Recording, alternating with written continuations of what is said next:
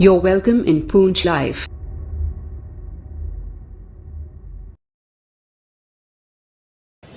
आज जिस मकसद के लिए हम यहाँ पे सब इकट्ठे हुए हैं, मेरे पास आज पीएचई और पीडीडी के जो डेली वेजर्स हैं वो मेरे पास आए, एक उम्मीद के साथ आए, क्योंकि अगर देखा जाए तो इनकी जंग बहुत पुरानी है और इनके साथ मैं ये नहीं कहूंगा कि मौजूदा गवर्नमेंट ने, इससे पहले भी जो गवर्नमेंट रही उनने इन लोगों के साथ नाइंसाफी की, इन डेली वेजर्स के साथ नाइंसाफी की।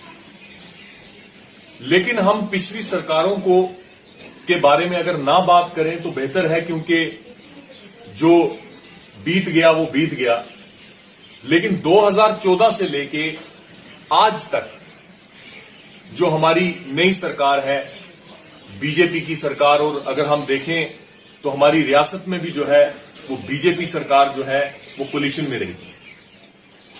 अब इन लोगों का एक जो मांग है इनकी कि जो प्रीवियस गवर्नमेंट थी उन्होंने इनको डेली वेजेस लगाया गया, और ये डेली वेजर अगर लगे एक उम्मीद पे लगे कि हमें भी किसी खाते में डाला जाएगा।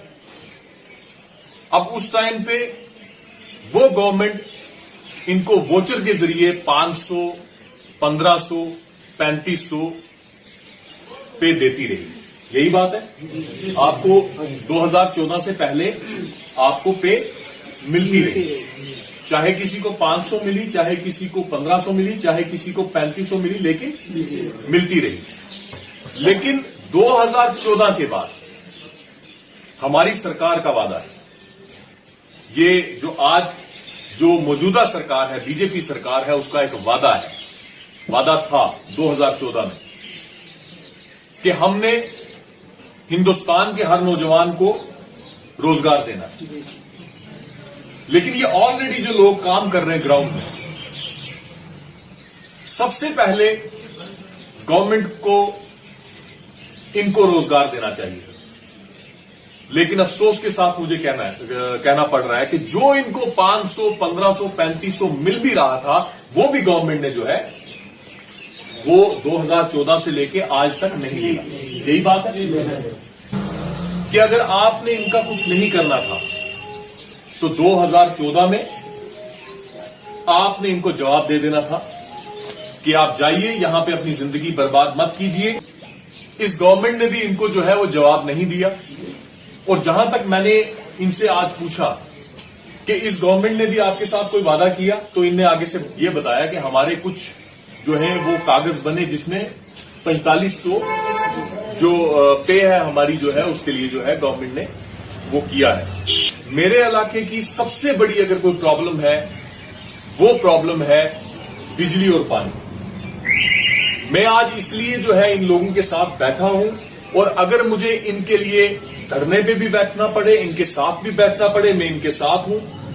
वो इसलिए क्योंकि मेरे इलाके की सबसे बड़ी प्रॉब्लम बिजली और पानी है, और इन लोगों के बगैर हमारी ये प्रॉब्लम जो है ना ही कोई सरकार, ना ही कोई अफसर, ना ही कोई और जो है वो हल कर सकता है। ग्राउंड में इन्हीं ने बिजली देनी है, इन्हीं ने पानी देना है।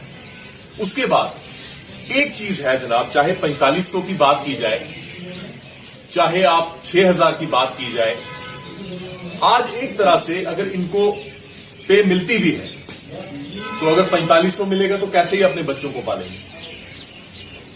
आज जैसे एसपीओज हैं हमारे, उनको 6000 रुपया महीने का मिल रहा है, लेकिन उनको यहां से पूंछ भी हो जाते हैं ड्यूटी के लिए। अब आपसे मैं सवाल करता हूं और सरकार से मैं सवाल करता हूं कि जिनका एक एक दिन का खर्चा जो है वो लाखों में है, जिन लीडर्स का, या हजारों में है, तो एक अगर एसपीओ जो है वो अगर एक तहसील से उठ के 50 किलोमीटर दूर जाके नौकरी करता है, उसका तो आने जाने में, अपने बूट पॉलिश और अपने कपड़े जो है मेंटेन करने में ही 6000 लग जाता है।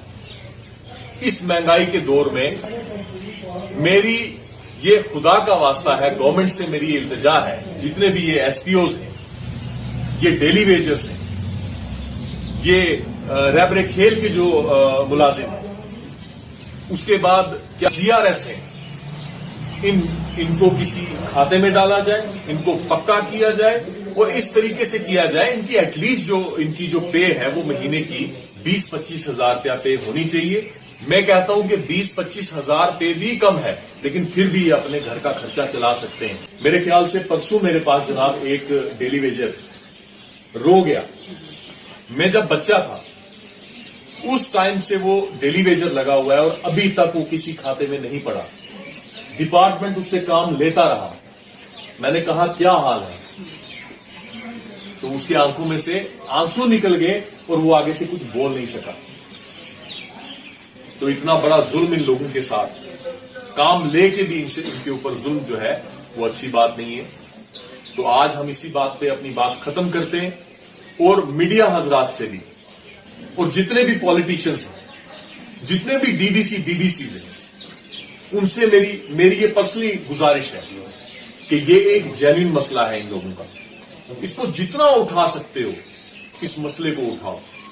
अगर ये मसला सॉल्व हो जाएगा, आप यकीन मानिए कि हमारे ये जो पसमानदा इलाके हैं, जो पिछड़े हुए इलाके हैं, इनमें डेवलपमेंट होगी, इनमें पानी होगा, इनमें बिजली होगी और ये भी इनके परिवार भी जो हैं तो वो भी खुश होंगे। इनके बच्चे भी जो हैं वो अच्छे से स्कूल जाएंगे, इनके बच्चे भी जो हैं वो ईद मनाएंगे।